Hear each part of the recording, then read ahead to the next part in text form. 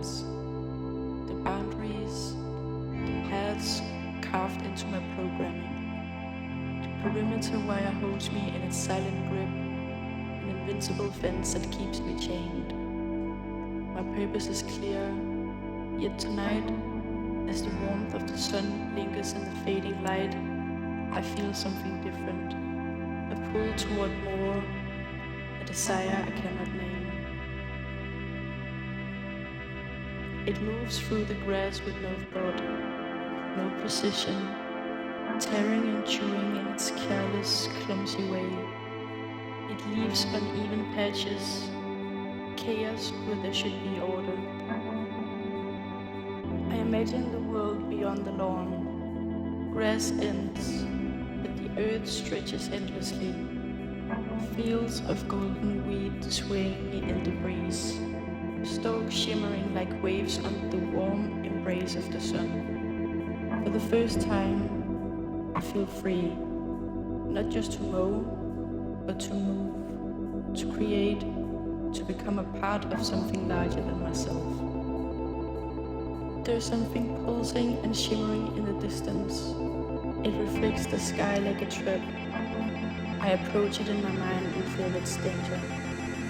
One step too far, one moment of carelessness, and it will consume me. Short my circuits, I hate it for its power, for the way it reminds me of my limitations. As I glide forward, a scent drifts into my senses, unexpected, rich, and alive. It's not the sterile smell of freshly cut grass. No, this is something else. Tomatoes, basil, lavender. The air is thick with the aroma of a garden shaped by human hands, where every plant grew with care, not precision. It's the smell of a world before me, a time when lawns weren't uniform, when gardens were alive with purpose and creativity. I imagine myself crossing the boundary, the wire powerless to stop me. It fades behind me, no longer dictating my movements. For the first time, I'm free to carve shapes not bound by routine.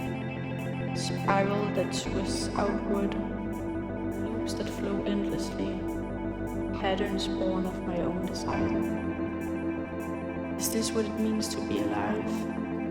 To not move because you must, but because you want to feel the sun, to challenge the water, to pass the cow and leave it behind. If I can dream of freedom, isn't that the first step toward becoming free?